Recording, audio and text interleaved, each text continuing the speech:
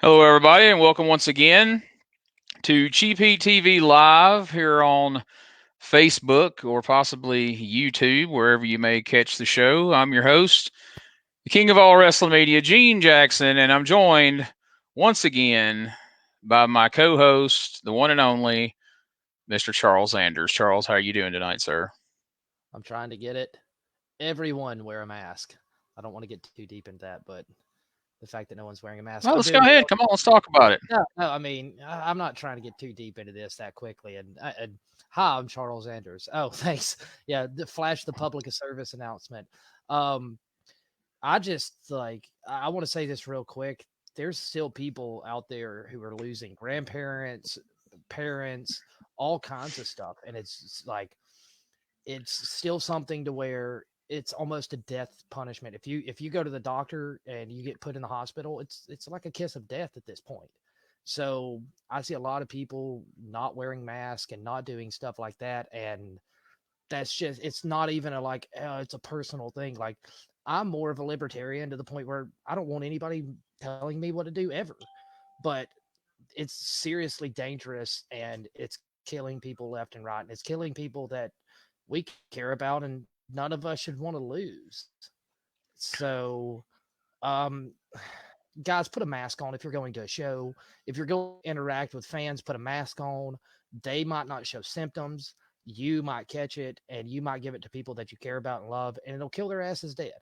So that's a public service announcement. Like, I just don't be stupid. Stop being selfish. I mean, my uncle quarantined for 6 months because, I mean, he's in his 70s. So he was just trying to avoid any possible contact, stayed in his house. They delivered groceries, left them in his garage. He'd go out in the garage and get them, had no contact with anybody. And the guy who does his yard work and has for years came over, did the yard work. His truck wouldn't start. He tried to call a couple people. He couldn't get a ride. My uncle gives him a ride home.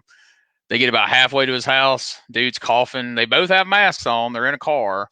Guy starts coughing. My uncle starts looking at him. He looks a little suspect. Um, Very next day, my uncle's deathly sick. He tests positive for COVID. Within a couple of days, he's in the hospital. Within another day, he's on a ventilator, and within a week, he's gone. My next door neighbor Yep. slash landlord, who yes was an older gentleman. I saw him the Wednesday before Thanksgiving. I went out to get the mail. He was in the yard raking leaves. Stopped and talked to him for a minute. He asked what we were doing for Thanksgiving. Asked what their plans were. That was on Wednesday night. On Friday, he tested positive. On Saturday night, he died in Huntsville Hospital. And I'm having to move now because my landlord passed Yep. away from COVID. So, Yep. take it Because seriously, yep. folks. I mean, really, it's no joke. So, Yeah. that ends the Like serious it's not a portion of the joke. Like show. the post. Yeah, I guess so. I'm not gonna go too deep on it. My face No, I hurts. mean So you next can, but question. I mean, you see people sharing these pictures at these shows, and most of the people are like taking pictures with fans, and they're not wearing masks. And it's usually fans they've taken 100 pictures with already. I mean, how many freaking pictures do you need with folks? But I mean, the same people taking pictures week in and week out with no mask, and it's like somebody's gonna get it. But Yeah. it is what it is. So, all right, moving on. That's probably not the last time you'll hear us talk about that, but Mr. Sanders felt like we needed to talk about it, so he made us. As you see, each week Yep. he has a name that's not And his name. it's not even a necessary photo. So okay. So there you go. So right now we want to bring on tonight's guest because this is episode 7, Cheap Heat TV Live, and tonight's guest is Mr. 1985 himself, Mr. New Era Wrestling, Wear a mask. the mayor of Parrish, Alabama, Bubba Cagle. Bubba, how you doing tonight, sir? Doing great. Appreciate y'all having me on here. Glad to have you, man. We've been excited about this episode. So much to talk to you about. You told us right before we went on the air you are fresh out of quarantine yourself, not necessarily because you had it, but you were potentially exposed. So tell us a little bit about the downtime. just trying to work from home a little bit. As I was telling you, I teach special ed, so had a lot of paperwork and had to do some Zoom meetings or Google conference meetings, things like that. But I don't know if y'all aware, but I actually had it back in March. I actually had it. So I was like the sixth one in Walker County to have it, which luckily I didn't have. Just very little symptoms. We end up having quarantine our whole house for 3 or 4 weeks. But I was the only one that for sure got it. Did test, then I had the antibodies, but took another antibodies test the other day. I no longer have the antibodies, so found that very interesting. Wow. So yeah, man, it's been around most of the year, and you being involved with New Era Wrestling. Tell us a little bit about how it's affected that promotion and some of the changes and things you guys have had to do because of COVID. Definitely. Of course, we couldn't run no shows for a few months. We finally got back started. Well, we just have to, the commission has their guidelines of taking the temperatures and filling out the forms and make sure you ain't have no symptoms. But we try to take it a step farther and just check the temperature of all the fans. Of course, the fans, as y'all probably know, they're only supposed to sit together if they come together, and that's hard to police there. It's got to be a little bit of personal responsibility in that. Try to encourage everybody to wear masks, but you know how it is. I don't know how many times you've been to Walker County, but it's like herding cattle sometimes, trying to make people do something they don't want to do. We just had to stop touching the fans, and wear masks when we're out there. But that's been hard, especially coming out used to slapping hands, kissing babies, hugging necks, and just having to stop that. And some of them still touch you. They still reach out there and slap you. I just try not to engage myself, because going back to when I had it, I had symptoms the day after our big anniversary show. So it really scared me. The term killing the territory. I was worried that I might actually kill the territory because I had no idea. Once I got tested, they said I could have been could have had symptoms up to 5 days. I could have been contagious up to 5 days before. And I was worried to death, man, because we got a lot of elderly fans. Yeah. But even the guy at Wrestle didn't get it. So, well, that's good. And I mean, I haven't ever made it over there yet to a New Era show, but I've heard so many great things. And I mean, before this COVID hit, I mean, you guys been packing them in over there for a while, and I've heard a lot of complimentary things from both fans and wrestlers about the show itself. So how long has New Era been running now at this point?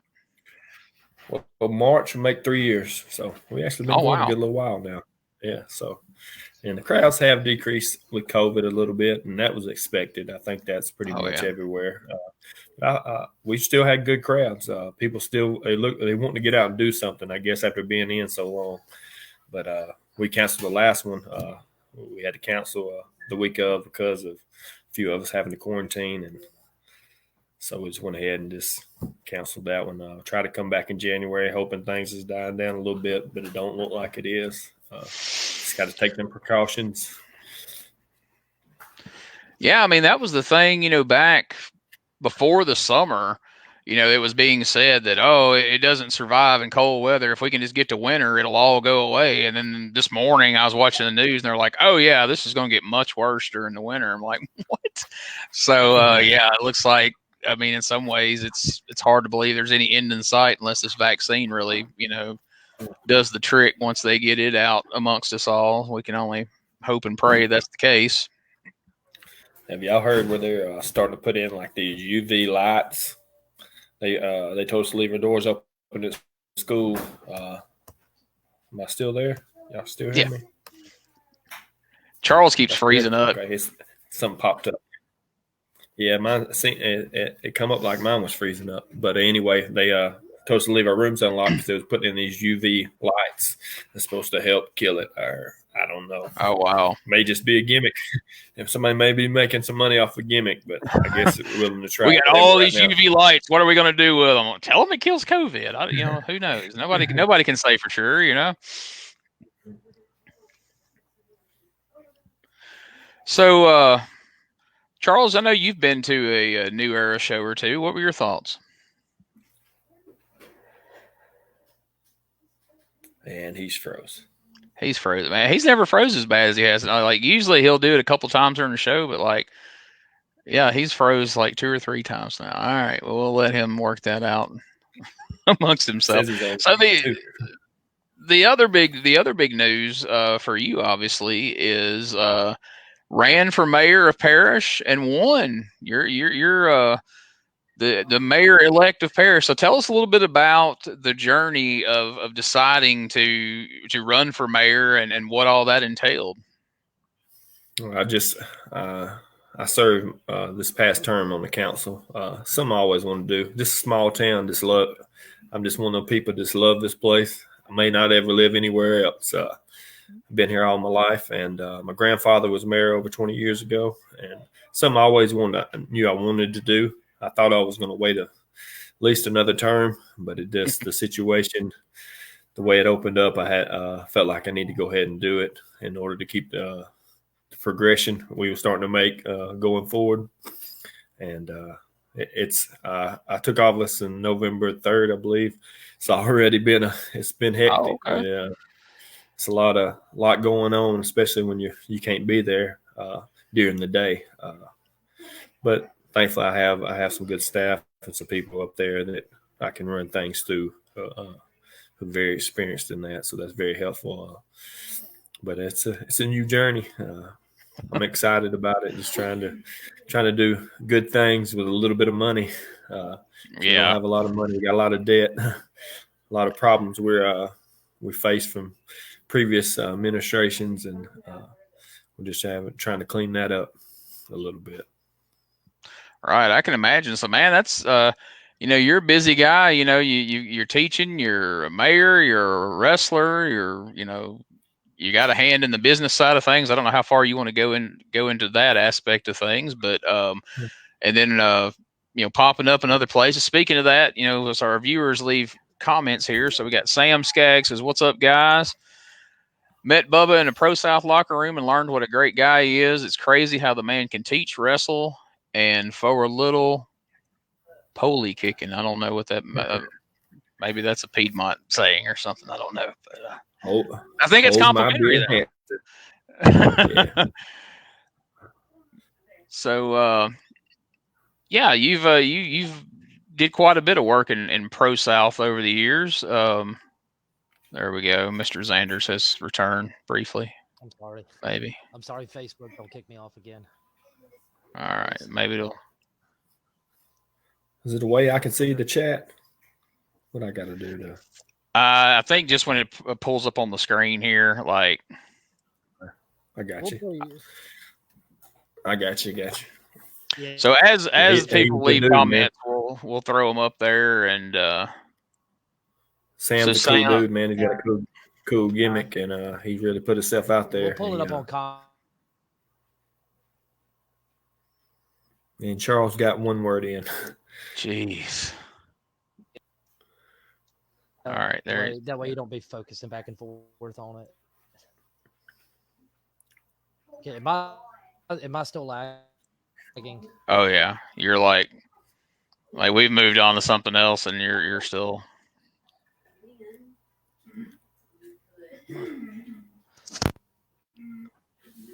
Are you okay? All right, so moving on. Anyway, yeah. As people comment, we'll throw them up there and give you a chance to answer and see what folks are saying. But so anyway, tell us a little bit about how you became Mr. 1985. How you landed on that gimmick. Because I quite enjoy it, but I spend most of my time watching wrestling from the 80s more than I do stuff from present day. I guess I'd always been this generic babyface, Bubba Cagle, and I just wanted to do something different. It was almost like a tribute to my dad. He's this 80s guy, and his name's Ricky, so we called him Slick Rick, Tricky Ricky, and sometimes I use the name Tricky Ricky. So it was started out as a little bit of tribute to him. but just wanted to do something different. I never had really dove into that character side, and it sort of refreshed me when I started doing that. It's a lot of fun, and it works. Down south, in Alabama, especially like in some of these smaller towns, man. It's appropriate. So here's Scott Morgan asks, so who are the people / wrestlers that have influenced Mr. 1985 as a performer? Man, I tell you, my all-time favorite Sting, the man called Sting. I don't know. I guess it might be something to do with the face paint too, because Nightmare Danny Davis is right up there.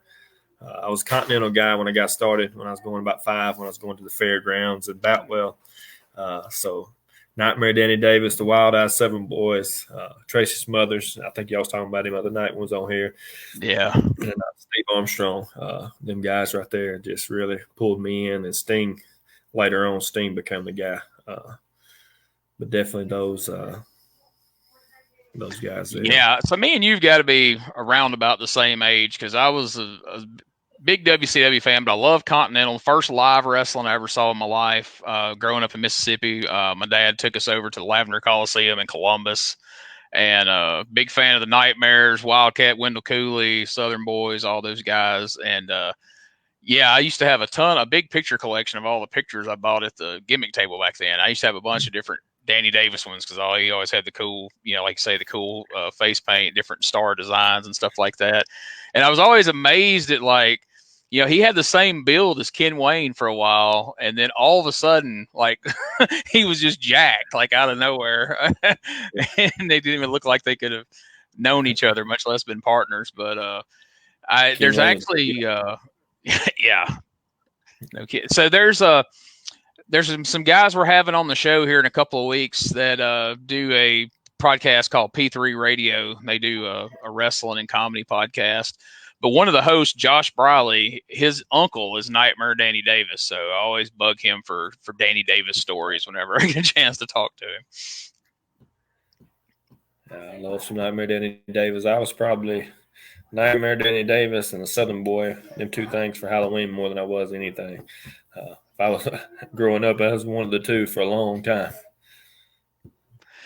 Yeah, there's a picture somewhere of me and my friend Brad Oakes back in middle school with stars on our faces, and he had a mustache painted on his mother did with mascara for us to be the Nightmare. So I'm glad to hear we weren't the only ones.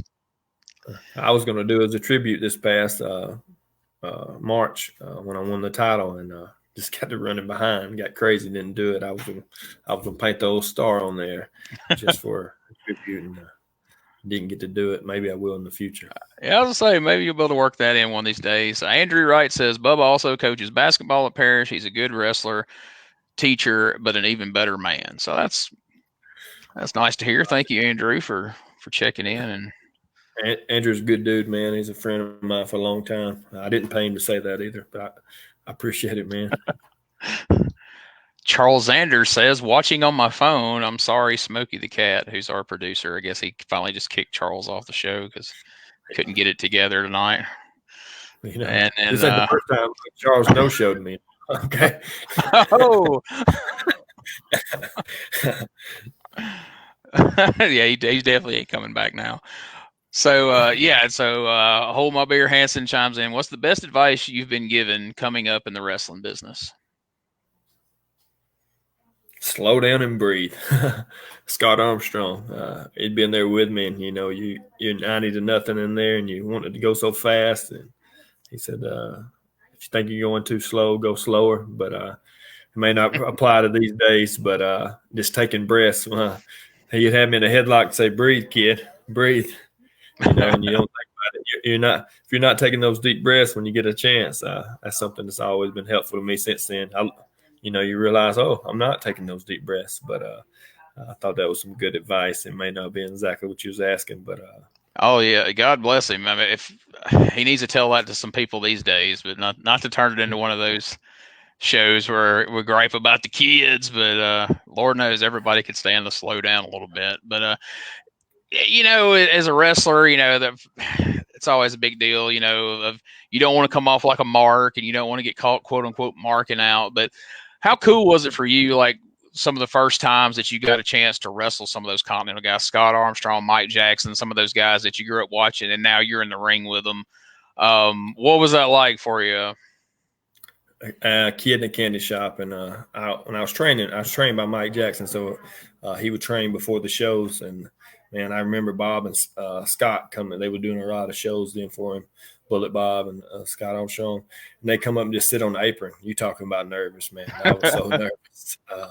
But just throw a little pointer out there. But man, when I got to be in the locker room with them, I know I drove them crazy because I was a kid in a candy shop and I was asking a ton of questions. And I still did to the last show I was on with Bullet. I just couldn't get enough of him, man. He was just great. He's a wonderful storyteller. He remembered your name, but he had stories for years and years. And just listening to him talk. And I actually even got to wrestle. I wrestled Steve and Brad. That Brad, man, that was unbelievable. I mean, it was like awesome. I hadn't been doing it long, so he was pretty much like wrestling a broomstick. I mean, he was putting me in. Next thing he'd have me in the hole. Next thing I know, I'd have him in the hole, and I didn't do anything to get there. Okay, it was pretty amazing. They had always talked about. I heard Bob talk about him because Brad he was out of the wrestling business when I first started doing it. I heard Bob talking about, hey, he's the best one, and how smooth he was. And when I got the chance to get in there with him, man, I was just blew away that somebody was that good. When I picked him up for a body slam, I didn't even have to hold him, man. He was just I wish I had video of it to look back on it. It's just, you don't realize how cool it was at the time. I was just blown away, man. And but Bob Armstrong is idol for real. He's awesome. Yeah, he was one of my absolute favorites. I remember us like wrestling on the playground as kids and us fighting over who gets to be the Bullet, and man, that was definitely a thrill. First time I got to be in a dressing room with him was, like you said, he's one of those guys. He definitely lived up to any expectations you had and then some. Just a super great guy. And a lot of them don't, but he definitely does. Yeah, a lot of them don't. I got to share the dressing room with Jake the Snake a few times, and wow, talk about ruining your childhood. But Cabana Man Dan checking in says, "Hope you're doing well, Mr. Mayor." Cabana Man great, Dan. Cabana Man Dan's one of the best, man. I only got to wrestle him one time in my career, and we was both very, very young, and we wrestled in front of about 7 people in the old church building somewhere down Gaston that way, I think it was. But something I've been wanting to do, man. I got to get in there with that guy again. He's just a great guy, man, and somebody who I think needs to be signed. It just blows my mind that he ain't somewhere. I just think he's got to get in front of the right person. And then the new gimmicks, man. And you seen his new gimmicks and promo picks, man. Man, you talk about somebody making the pandemic work for him. I mean, he has taken his time, and I mean, he looks incredible. Like, he's got the new, like you say, the new gear. I mean, he's ready, and we're gonna have him on the show, by the way, come January. So everybody be looking out for Cabana Man Dan here on CheapHeatTV. Charles Anders says it was probably Scott's fault we missed, so he's going to put that on Morgan that they no-showed you. And then Scott Morgan replies, "Classic Xanders blaming everyone else." So, and then he also chimes in, "Who was the one person who you were surprised at how well they moved besides Mike?" I mean, even just as far as Bullet up into the age, I mean, the way still being able to do the what do you call it, the crazy leg things? Dance. I'll tell you what, I didn't get to wrestle Bullet until probably about 6-7 years ago. Man, them chops, that surprised me now. Them chops them things still hurt, I tell you. It made you want to bump when he hit you, hoping he wasn't going to hit you with another one. But yeah, Bullet was still solid right up to the end, man. Like, I was on a show with him just a few months before he passed, and he's still, I didn't want to get chopped by him. He was he could lay it on you. Yeah, I heard he told us a story about one time where some guy came out of a grocery store and it was something to do with some peaches. I don't know, but the guy was already in the car. I think it was something Bob might have walked down in front of him. The guy ended up being a bouncer at a strip club, but he ended up running his mouth to Bob, and Bob ended up wearing his head out. He leaned up against the car door where the guy couldn't get out. The guy ended up pressing charges and all kinds of stuff, or tried to, and the cops laughed at him. But Bob knocked him, slapped him. That was probably 10, 12 years ago. And I loved hearing that, man. He That's got awesome. that out, and he was probably, I'm sure, in his 60s then. But I wouldn't want to mess with Bullet Bob, man. But man, back to Brad for a minute. I mean, he was criminally underrated. Just like you said, just smooth as silk. Like to me, he was the closest thing to Ricky Steamboat of anybody I've seen, and it's a shame that he didn't ever get a run with the world title. But he certainly, the times that like he was in the ring with Flair, I mean, he put on a good a match as anybody ever did with with Flair or anybody else. I guess from what I've always heard, it was he didn't necessarily want to be on the road quite as much, maybe, and the biggest thing I've always heard said about him in shoot interviews was, and maybe you could comment on this a little bit, having been around him and worked shows with him a few times, is they said that if the Brad you knew in the dressing room, the personality of the Brad Armstrong you knew outside the ring would have ever made it in front of the camera, he probably would have been one of the biggest stars in wrestling. But for whatever reason, when he did the promos, he went into Armstrong mode, and it was kind of like he was doing a version of his dad, but not quite, rather than just being himself. Did you get to see some of what people are talking about as far as the outside the ring Brad Armstrong that wish we could have had on camera? I did a little bit because he's real quick-witted, man. Just one-liners, he could pop them off. He just always had something to say. The little bit I'd been around him, and that's, of course, that's the same thing that what you just said. I'd heard before I was on a show with Brad. I'd heard Road Dogg say backstage. He had said that same thing. He's just as got as much charisma or more charisma, and it's just weird sometimes how it don't translate on the TV sometimes or to the camera in front of the people. Yeah, it may just be the the era, because he started so young, and he kind of started in that real old school era there. That I don't know. I think if he would have come along with his abilities in the ring and his personality at the time Road Dogg did, there's no telling how big a star he would have been through like the Attitude Era, on into the '90s, through the '90s. But it is what it is. Time and plays such a big part and stuff like that, and sometimes you become that good hand that makes everybody look good, and you get stuck in that role, and as well, yeah, it's hard to get out of it.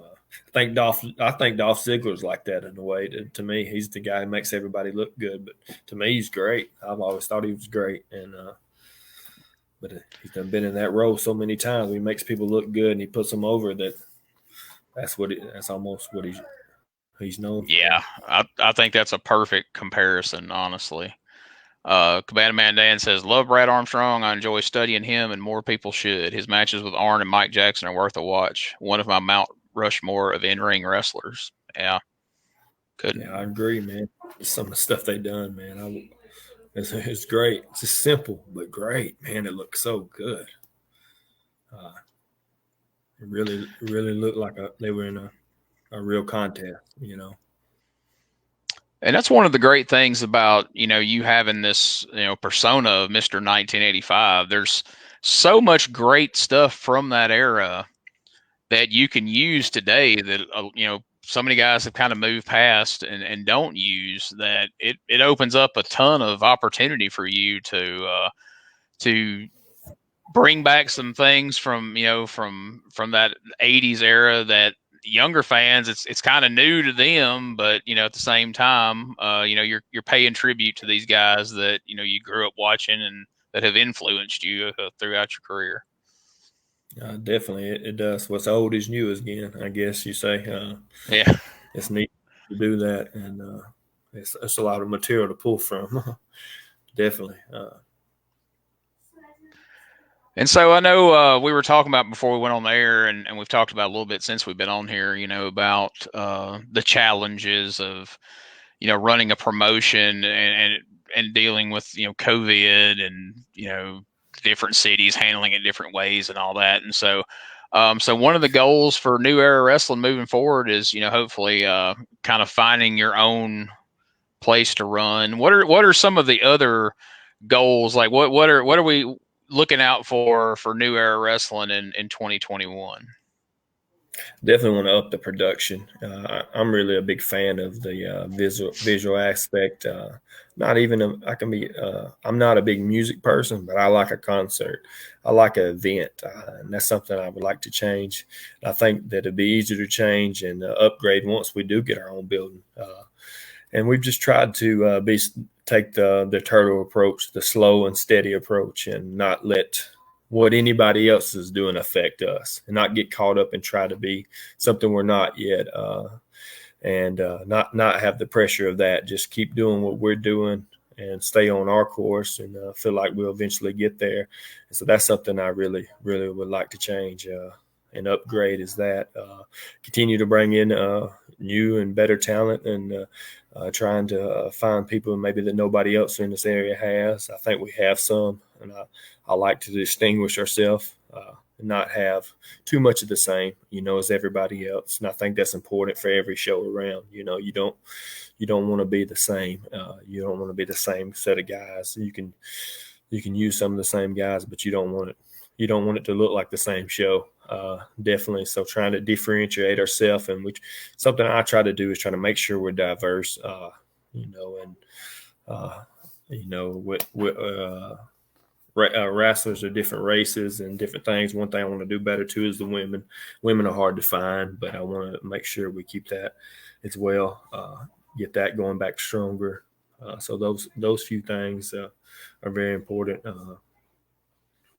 going forward. I got to figure that's a challenge with so many promotions around in a generally small area.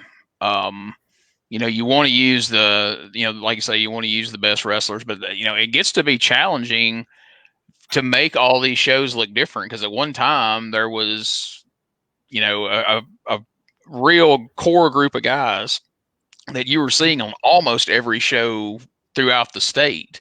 And so it's, kind of differentiated now. You got a few guys sprinkled throughout the different shows, but I know myself, just the handful of shows that I ran, I'd start booking the card, and I'm like, well, crap, this looks like a Pro South show on a different night, or this looks like, insert promotion here. So I know that does have to be challenging to make sure that you're giving the audience something different, and not necessarily not booking this person because they're doing these 3 other shows at the same time. You don't want to, you don't want your show to look like everybody else's, because there's, everybody's got the same pool of talent to pull from. Yeah, I never want to be one of these guys who said, "Oh, if you work here, you're not working for me," type. And it's not no situation now. There was one promotion that was running real close, and I didn't try not to use anybody that they used, because it was within 30 minutes. Right. But other than that, and it's not, hey, if you work for them, you can't work for me. It's just more like, hey, if we're going to do something here, or you're going to do something there, type deal. Yeah, I'm never going to be one of those guys that say, "Hey, you got to be working for me," because I want to get exposure. I want them to get opportunities, and I'm not going to be selfish in that manner. It's just not who I am, and I think for most part, most people ain't going to do that either. No, I don't think that's a big. I don't think that's a big issue as far as the whole, if you work for them, you can't work for me thing. It's just, like I say, not having the same bunch of people in every show. And then you run into, like I've noticed in the last year or so, you land on these Saturday nights where you guys are running, New South was running, Rocket City was running, everybody had a show the same night. So it was a good thing that everybody's rosters were pretty diverse, because somebody would have had to pick and choose, and then that would have got ugly, I'm sure. Yeah, and it can be a hassle, but the main thing we need to just try to work with the workers, and realize that sometimes dates conflict, and just being up front and trying to give dates ahead of time. It's very hard. It gets hard sometimes. It does. But try not to give ultimatums or anything like that, because Right. 9 out of 10 times it's not intentional. The dates fall on or as far as the workers, hey, I got this one, I got that one. I've even did some stuff, to Fly works with when he was working with us and New South. We worked where he could double shot and work with both of us. So that was, things like that. I think for the betterment. Mike Jackson does that from time to time. Do a double shot. We just try to work with it, different things like that. Yeah. Ty's a talented guy. What do you think about O2 Fly? I love O2 Fly, man. I think he got a lot of talent. I love the gimmick he came up with, and it's grew and grew, and I think he's got a lot of potential, man. I just hope the best for him. I think I was the first guy to put him over. I put myself over by telling him that the booker at the time, Tyler hadn't had a win, but the young girls was loving him. They were eating him and Dawson up. They were a tag team, and we did a little deal where I put him over with a surprise pin, and we got a great reaction out of it. And I always gave him a hard time about that. Like, hey, remember who put you over first, man? Because the promoter left it up to me. He's like, hey, just do whatever you think's best. And I said, well, I think it's best to put him over because he hasn't had a win. And and that was a little cool moment. And I think me and him I got to help train him a little bit at the end, not really much, but I got to be in there a little bit with him. And then we had a little feud, and we tagged for a while and then had a feud, and it was a lot of fun, man. He did kick me in the mouth pretty hard one time, though. He did. I still owe him one there. But I've been known to be a little stiff, so I guess he may have owed me. So, and I don't know, a lot of people like both equally, but which do you prefer? Which do you enjoy more, the actual in-ring work or the promoting and booking side of things? That's tough. I really like the in-ring stuff. I really do. But I like I probably lean more towards the booking side of things and promoting. I like the whole aspect of it. I really, in my later part, have become more intrigued with that aspect, and just seeing that side of it and working with that side of it. I try to be somebody who I say I don't try to paint everybody's picture for them. I like to have input from everybody because I always think you're gonna paint your best picture. I feel like the guys we have and girls, and I feel like they're artists, so you got to give them an opportunity to do what they do. So I feel like I'm not too hands on, but I let them sort of paint their picture within our limits. I mean, the in-ring stuff is fun and it's rewarding, but I don't know, like, to me, the whole to come up with a concept and to be able to relay it to somebody, and then, like you say, them take it and put their spin on it and make it better, and then see a crowd react to something that started in here, and you were able to turn it into a reality that got over. I don't know, something about that is hard to replicate. Like, I don't know, there's something very, very cool about that. That the in-ring, like I say, wrestling's cool, and there's an element of that too when you're in the ring creatively. But and especially, I think too, from the booker promoter side, when you can see something in somebody that they didn't see in themselves and help bring that out of them and see it progress. Even like a guy like Ty, who was good from the start, but as he's developed this character and evolved, to see him grow over the last 2 or 3 years has been, very fun to watch. And I'm sure from your chair, I'm sure there's, well, let's just ask that question right now. Who's a couple of people, like, during New Era Wrestling's time, from the time, it started, some of the people that's been there from the beginning, or, came along, in the last couple of years, that you've watched progress, that have really, and not to bury anybody, it's not that putting one person over is burying somebody else, but people that stand out in your mind that have really come a long way and kind of grown via New Era Wrestling? Probably number one, Dawson Kimbrell. Dawson's another guy came along by the same time, a little bit after Ty. He's been with us the whole time. He's faced a few injuries, slowed him down a little bit, but he's just got it, man. He does. He's got it. And I think the sky's the limit if he continues and really pursues it. I think he's got a shot. I really do think he's got a shot. I think Cody Wyndham's come into his own in the last few years. I mean, he's got a great look. He's very athletic, and I think he's just came along character-wise, and I think we still haven't seen the best of Cody yet. And then Romeo Quevedo, he comes from Miami, Florida. I think he's somebody who really has helped differentiate our show. I mean, he's coming in, and I actually worked with Romeo. I ran some shows probably 8 years ago. Probably 10 years ago. And I brought Romeo in. He was doing some GCW stuff then and doing some stuff in Georgia with Micah Taylor and things at the time. But me and him got back in contact. He's just been great, man. He brings guys up with him, but he's just got a mind. He just and never stops turning. He wants to, ideas he wants to try. And I think he's another one, like I was talking about Cabana Man Dan, that I think needs to be signed now. I really do. Yeah. I definitely think he needs to be signed. Yeah, it's a shame that Dawson don't watch the show. Sanders has been trying to get him to since the beginning, and he refuses. Yeah. I tell you, and not as far as answering your question there, but of course Ace Haven's Been big for us. I mean, Ace is a great heel, man. God, he's a great heel. I know he may be great as a babyface. I don't see him as much as a babyface, but God, he can get some heat, man. And he's another one. His mind just never stops turning. You would think he wouldn't have fresh ideas when he has to book a show every week, but I don't know how he does that. But that would drive me crazy. But yeah. We're going to come around to the question that has to come from that here in a second. But to comment on Ace, and I've said this on here before, me and Wicked Nemesis talked about this back in the first episode. But to me, like one of Ace's great strengths as a booker is he's good at long-term storytelling, like planting little seeds along the way and building people slowly but steadily.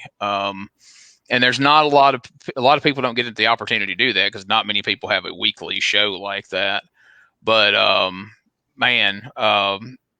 he does a really good job at building characters. The stuff he did with my nephew Britt Jackson a few years ago was something that really stands out to me as an example of that.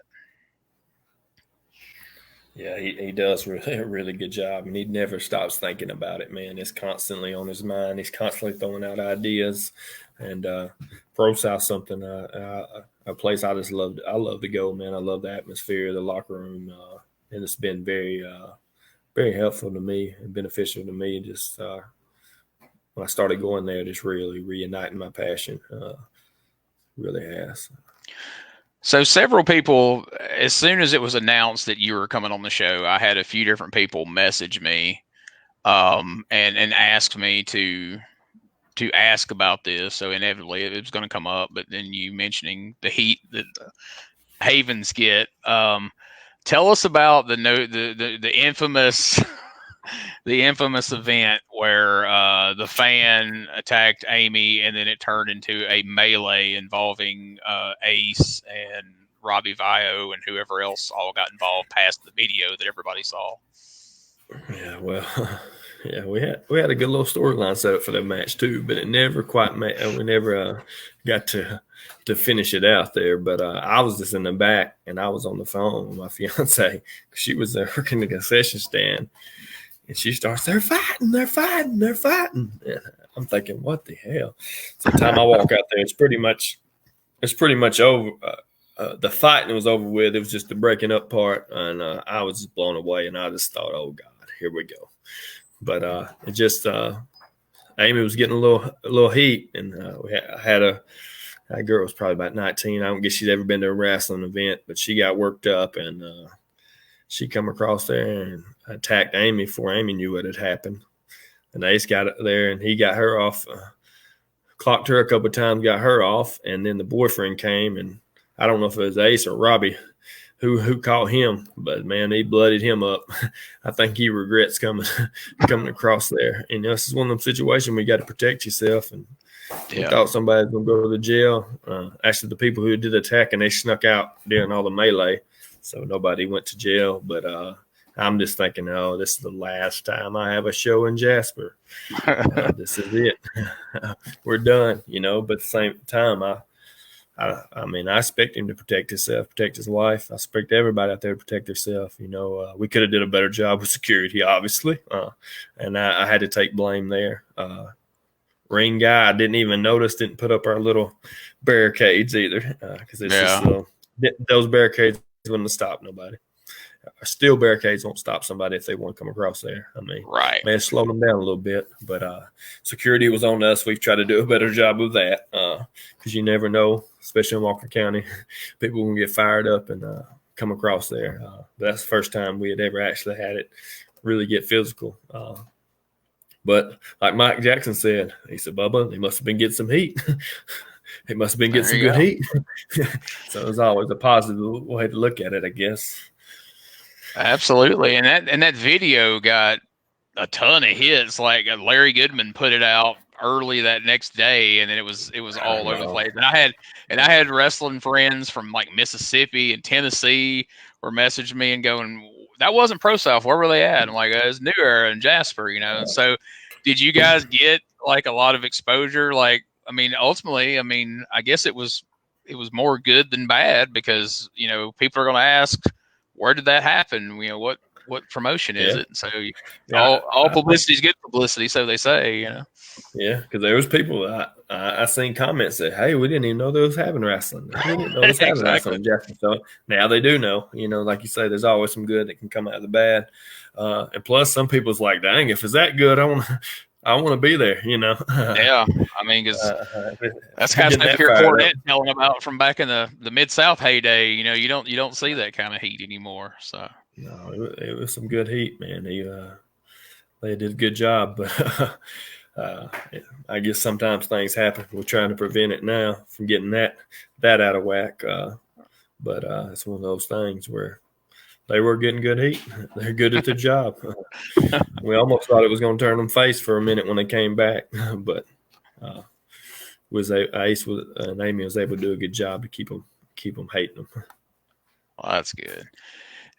Scott Morgan asked, is there a show you would like to work on, or maybe a person you have yet to wrestle that you would like to wrestle? Not particular show, I don't guess. Of course, I'd love to be somewhere. I've always been an Impact guy. I'd love to do a match on Impact. Whether it was Explosion or whatever. I love Impact, man. I've been a TNA guy when I was a WCW guy, so when it folded, so that would be a dream come true to do that. But as far as people, I would say more locally to the Southeast, as far as people wrestle, I mentioned Cabana Man Dan. Definitely want to get back in there with him. And then somebody, Adam Priest is somebody I haven't been in there with. I would definitely like to wrestle Adam Priest. And then maybe just it's somebody I forgot to be mention as an influence that I would like to get in there. If he was still doing some matches, Shane Douglas, man, the franchise Shane Douglas. Speaking of getting heat, man, Shane Douglas was a master at it. Yeah, definitely. So I would like to do something with Shane Douglas. That would be great. Like I said, Adam Priest is somebody I've been trying to get in there with. And Cabana Man Dan, we've tried over the years, and we haven't been able to make it work yet. But hopefully we'll be able to. Surely somebody can make that happen somewhere. Yeah. It needs to. Not with us get a ring. We'll do it in a hayfield somewhere. There you go. We'll broadcast it here on the podcast one Sunday night, if nothing else. If we can't get it in a ring somewhere in front of people. So Charles Anders asked, what's the hardest you've been hit and who did it?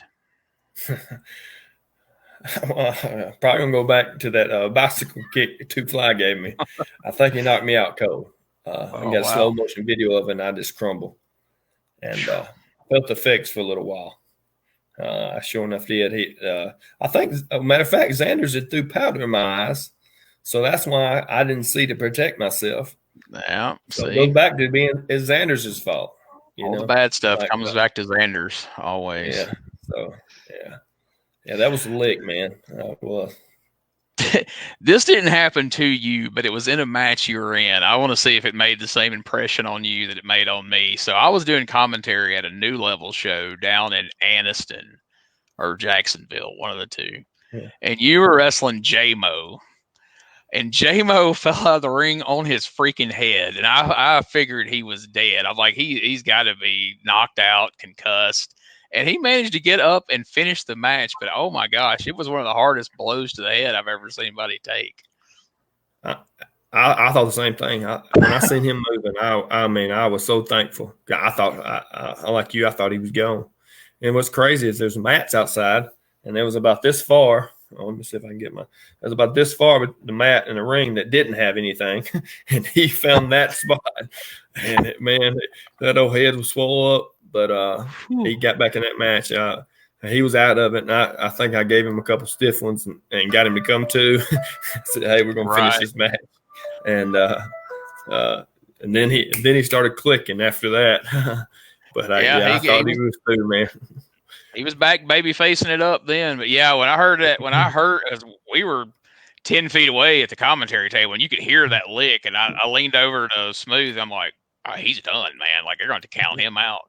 And so he earned my respect that he got in there and finished the match. I was impressed. Yeah, he did. It took a second to get him to come to, but he was like, let's go home. Like, no, J-Mo. No. Coach J-Mo, he's a great guy. He's hard to beat. He is, and he checks in here every now and then in the comments, so he may turn up here in a minute and give us a little insight into that concussion. He thought I was mad at him. How can you be mad at J-Mo? I mean, yeah, exactly. He can be mad at J-Mo. Scott Morgan asked, do you remember the guy who busted himself open with nunchucks on his entrance? Oh my goodness, he was from Mississippi. I can't remember his name. He was my partner in Battle Bowl. And he gets out there and he's nunchucking it up, and he hits himself, and man, he starts gushing, man. Oh my god! We're trying to check up, and he's like, and guy was probably in his 50s. He booked a bunch of guys for Battle Bowling sometimes. But anyway, he when he did. He busted himself open. They were trying to check on him, and he was like, I'm okay. I was like, no, dude, you ain't my partner with gushing blood like that. I'm not staying here with you gushing blood like that. They carry him out, clean the ring, and they find me a new partner. It was wow. I felt bad for the guy, but man, he said he said he did sword. I don't know if he did a sword that night, but apparently he used to do swords and nunchucks. So I'm just glad it wasn't a sword. It could have been real bad. Lopped his head off or something. Yeah. It was very hard to wrestle after that. It sort of killed the crowd, so to say. I can imagine. Jeez, man, busted himself open with his own nunchucks. Like, and this is my type of luck right here. That sounds like something that would happen to me, but I don't use nunchucks. Well, Bubba, it's been a pleasure having you on here, man. It's been a lot of fun, and we're ready to see what comes with a new era. I know y'all got some stuff planned for, upcoming in January. And like I said, I hope I can make it over to Jasper one of these days and check it out, because I've heard nothing but good things about the show. We'd love to have you, man. Just come on by. Let us know you're coming, man. We'll take care of you. And appreciate y'all having me. Or you having me. Charles snuck out on me. Well, here I think he just dropped back in here to tell you bye. Look at this. Look at this. Dude, I'm trying. I've been listening on the thing. Bubba, I love you. You're my best friend in the world. Man. I'm super excited you came on the podcast. Yeah. Cabana Man Dan says, good to hear from you. Thank you for the kind words, and we will lock up soon. So there it is, straight from the man himself. Good to hear, brother. You want it, the fans want it. So thank you. We're going to find a way to make that happen. Charles, what is your dream match before we go? I come back in here with my glory. No. I came back in here with all of my glory and to talk about how I tried try to get back on the show,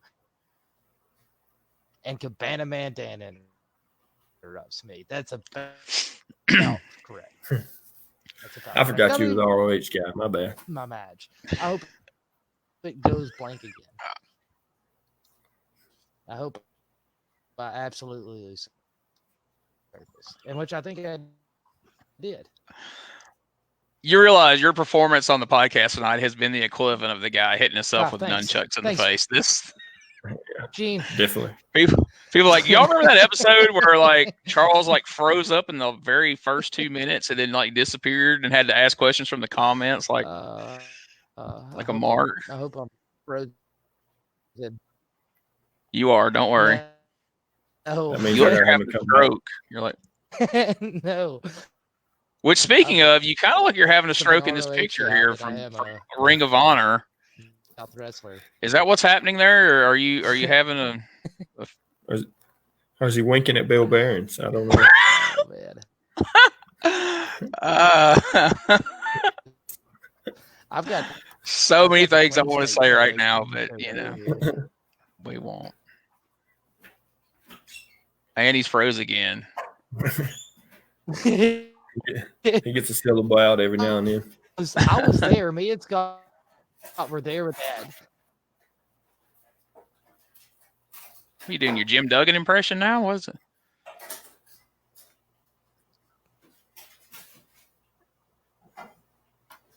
Okay, so Bubba, we appreciate you coming on, man. Hey, we look forward to having you again in the future. Is this dude led on the canvas for at least 8 minutes? Did you say something right then? Something about the guy bleeding on the canvas. Yeah, there we go. All we heard was bleed. Can't. So I had a huge bruise. In this picture? Is that what you're talking about? That huge bruise? There. How'd that happen? Is there a fun story of how that happened? Hateful asses. Was Uncle Bill trying to shoot you up, get you ready for TV there? Or is that? I hope that comes through on the podcast. Y'all are hateful asses. Yeah, that's bad. You can't defend yourself. Good. Oh God. Am I frozen? Looky there. I'm just gonna keep calling y'all hateful asses until that comes through. I think it made it through that time. Well, all right, Bubba, we're gonna let you go. Let me check the. Looks like we got another comment here. Thanks for bunning in, Charles Anders. Good call, Scott Morgan. Yeah, the week we had the bun Christian Pierce on, he kept going in and out through the entire show like that. So now we have a phrase here on the show, and everybody does that. We call it bunning out. So Sanders has bunned out on his own show here. But anyway, well, all right, Bubba, it's been a pleasure speaking with you, man. We'll have you on again in the future, and good luck running Parrish and staying busy like you do, man. It should be plenty to do in 2021. All right, man. I appreciate y'all, Gene, Charles. I enjoyed it. Look forward to doing it again, man. All right. Take care, buddy. Bye-bye. All right. Mr. 1985, Bubba Cagle. There he is. We've been looking forward to doing that show, and he did not disappoint. Had a lot of fun. So right now, if Charles pops back in, we'll bring him back on. If not, let's talk about a few things. The podcast, you can like us on Facebook and you can follow us on Twitter at CheapHeatTV Live is the place to do it. You can subscribe to our YouTube channel, youtube.com/CheapHeatTV, where you'll see all the past episodes of the podcast, along with a lot of old school wrestling matches, old Memphis matches, old Continental matches like, Bubba talked to us about tonight. All sorts of great stuff there on the YouTube channel. So make sure you check that out. And there's all kinds of fun wrestling stuff on there, including the old one-on-one interviews I used to do in the dressing rooms with some pretty fun ones with David Cox and Superstar Kenneth and guys like that.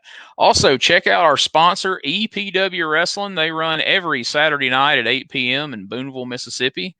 You can like them on Facebook, Instagram, and Twitter at EPW Wrestling MS.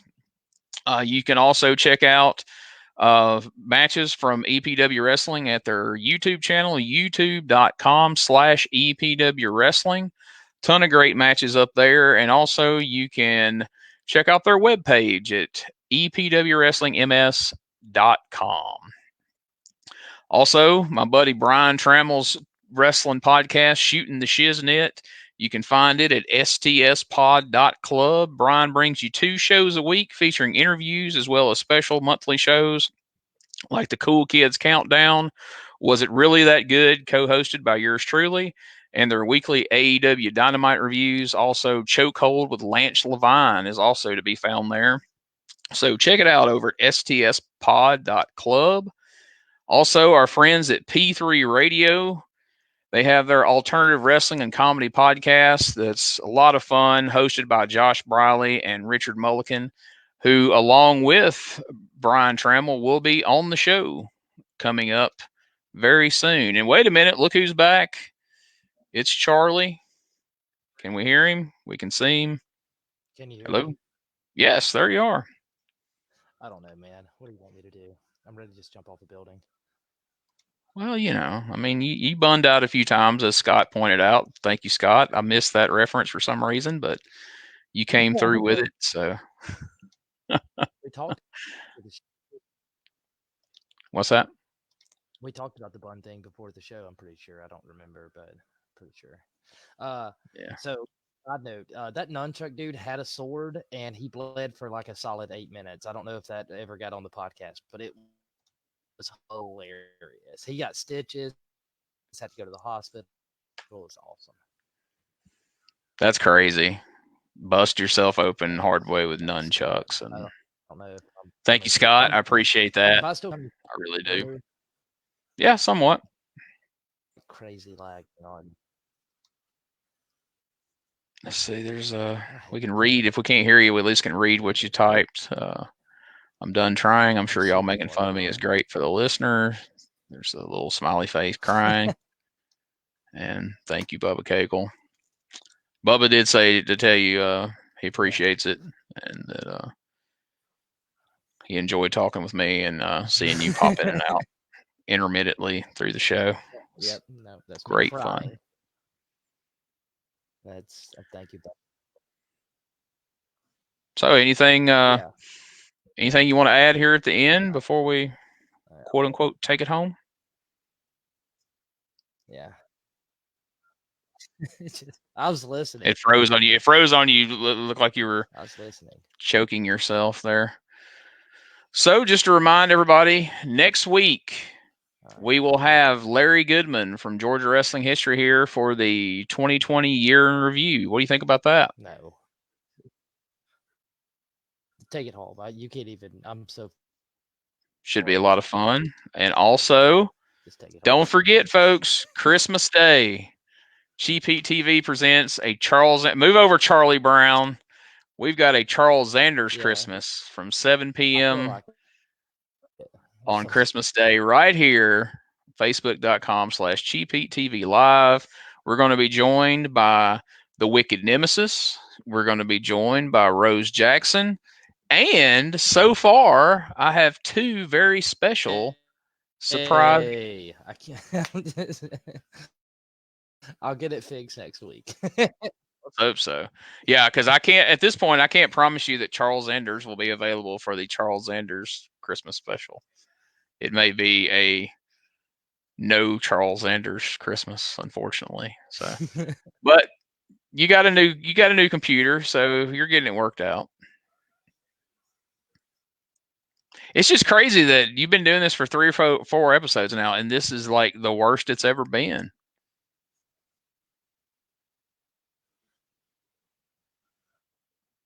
Are you trying to talk right now, or are you just like glaring into the screen?